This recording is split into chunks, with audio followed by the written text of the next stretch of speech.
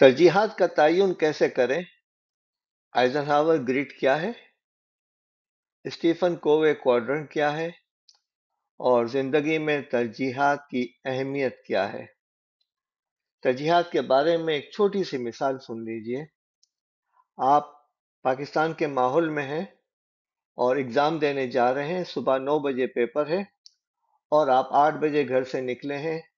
आप अपनी साइकिल या बाइक पर हैं और आप एग्जामिनेशन सेंटर जा रहे हैं और रास्ते में आपकी बाइक खराब हो जाती है। तो ऐसी सूरत हाल के अंदर आप बाइक को कहीं साइड पर रख के लॉक लगाकर रक्षा में या टैक्सी में एग्जामिनेशन सेंटर पहुंचेंगे, इसलिए कि एग्जाम आपके लिए अहम है और आपके लिए पहुंचना जरूरी है।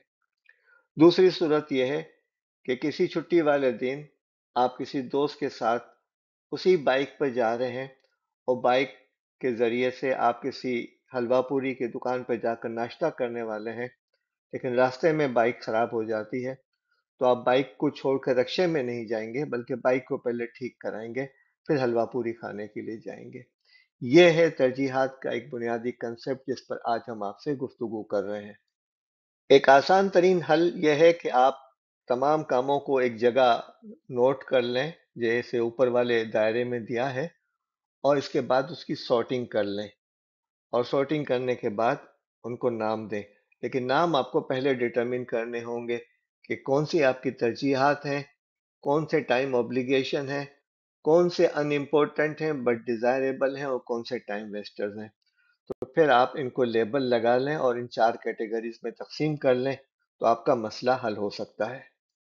दूसरा तरीका एक मेथोडिकल तरीका है।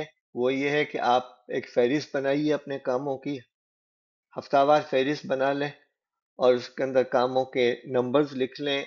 और ABCD इसलिए कहे हैं कि आपको अल्फ़ाबेट्स में इसके अंदर लिखना है। फिर उसके अंदर आउट ऑफ 10 जो है आप नंबर देने की कोशिश करें कि इम्पोर्टेंट कितने हैं, अर्जेंट कितने हैं, और इसके बाद जो है आप इसकी वैल्यू असाइन करें और क्या वैल्यू है इसकी, और इसके बाद या आपकी अकदार से कितना करीब है। फिर टोटल करें और टोटल करने के बाद आप इसका फैसला करें कि आपके लिए हाईएस्ट नंबर वाली जो चीजें हैं वो आपकी प्रायोरिटीज हैं। तीसरा तरीका क्वाड्रेंट बनाने का है कि आपके लिए जो चीजें इंपॉर्टेंट हैं और अर्जेंट हैं वो आपके लिए क्राइसिस मैनेजमेंट है, इसे डू इट नाउ की तरह करें। दूसरा तरीका जो है वो इम्पोर्टेंट है बट अर्जेंट नहीं है, और ये जो है आपकी मामलात के लिए बहुत अहम है, इसके लिए मख्तस टाइम करें और पुरसुकून तरीके से करने की कोशिश करें। तीसरा वो ये है कि अर्जेंट है लेकिन इम्पोर्टेंट नहीं है, तो फिर आप एक ऐसा सिस्टम बनाने की कोशिश करें जिसमें आप लोगों को काम तफवीज करें और वो करने की कोशिश करें, वो करके दें आपको, और आप उसके मुताबिक उनको अप्रिशिएट करें। और चौथी चीज ये है कि ना इम्पोर्टेंट है ना अर्जेंट है, तो फिर आप इसे अपने कामों से डिलीट कर दें या आउटसोर्स कर दें। इन्हीं चारों खानों को, इसी क्वाड्रेंट को एक और तरीके से भी डिस्क्राइब किया जाता है। पहला जो अर्जेंट और इम्पोर्टेंट है वो क्राइसिस मोड है, इसमें मिनिमाइज टाइम करें।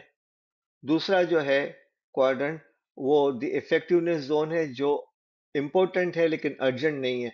यहाँ पर आप मैक्सिमम टाइम दें, कहते हैं कि अपना 80% टाइम यहाँ लगाने की कोशिश करें। तीसरा क्वाड्रेंट जो है वो येलो कलर का है, द डिसेप्शन जोन। यहाँ पर आप कोशिश करें कि लोगों को जितना मुमकिन हो काम को डेलीगेट करें। और चौथा क्वाड्रेंट जो है वो ये है द वेस्ट जोन, इसको एलिमिनेट करने की कोशिश करें और इसको आप आउटसोर्स करने की कोशिश करें, अपने कामों की फहरिस्त में ही न लें। अब इसका खुलासा ये है जो इस पहले वाले उसके अंदर आया है कि do it now, do it later, delegate, avoid it. NASA के एक वाइस प्रेसिडेंट ने टाइम मैनेजमेंट मेड इजी के अंदर इस क्वाड्रेंट को चेंज करके 9 खानों वाला बनाया था। मुमकिन है इसने इससे पहले बनाया है, लेकिन उसमें भी इन 4 खानों की अहमियत वही आ जाती है जो इससे सिमिलर है। याद रखें, तरजीहात मुकर्रर करने के लिए आपको सफर का तसव्वुर करना चाहिए कि जब आप सफर पे जाते हैं تو اپنے بیگیج کو کتنا ہلکا کرنے کی کوشش کرتے ہیں. جہاز میں جانے کے لیے جو لمٹ ہے اس کے مطابق ہی آپ سامان اٹھانے کی کوشش کرتے ہیں. اور سفر پہ روانہ ہونے سے پہلے کاموں کو کس انداز سے آپ نمٹنے کی کوشش کرتے ہیں اور ڈیلیگیٹ کرنے کی بھی کوشش کرتے ہیں. تو سفر کو ذہن میں یاد رکھیں. اور دوسری بات یاد رکھیں کہ ٹائم کے ایکرونائم کو بھی تو سمجھنے کی کوشش کریں. TIME، today is my and. تو اس تصور کو بھی سامنے رکھیں اور اس کے بعد اپنے کاموں کو کرنے کی کوشش کریں. آپ کی ترجیحات بھی جلدی مقرر ہو جائیں گی اور آپ سفر آخرت کے تصور کو اپنے ذہن میں رکھتے ہوئے بہت ساری چیزوں کو فوراً کرنے کی کوشش کریں گے اور بہت ساری چیزوں کو چھوڑ بھی دیں گے. اس پورے معاملے میں اہم ترین چیز یہ ہے کہ آپ جس کام کو متعین کرتے ہیں اس کے لیے وقت اور ڈیڈ لائن مقرر کریں اور کرنے کی کوشش کریں.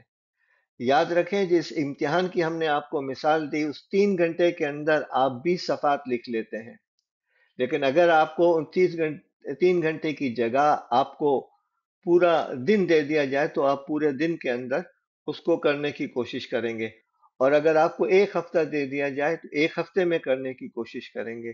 لیکن اگر آپ کو کوئی ٹائم لمٹ نہ دی جائے تو آپ کبھی بھی اس کو ختم نہیں کریں گے. تو work expands according to time available. جتنا وقت میسر ہوتا ہے آپ کا کام پھیلتا جاتا ہے، آپ چنگم کی طرح اس کو کھینچتے رہتے ہیں.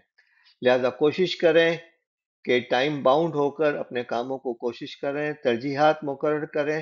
یہ زندگی کے لیے بہت اہم ہے. اللہ تعالی ہمارے بکھرے ہوئے معاملات کو سمیٹ لے اور ہمیں اپنی زندگی کے اندر ایمان و یقین کے ساتھ، اخلاص کے ساتھ ترجیحات مقرر کرنے کی توفیق عطا فرمائے. آمین.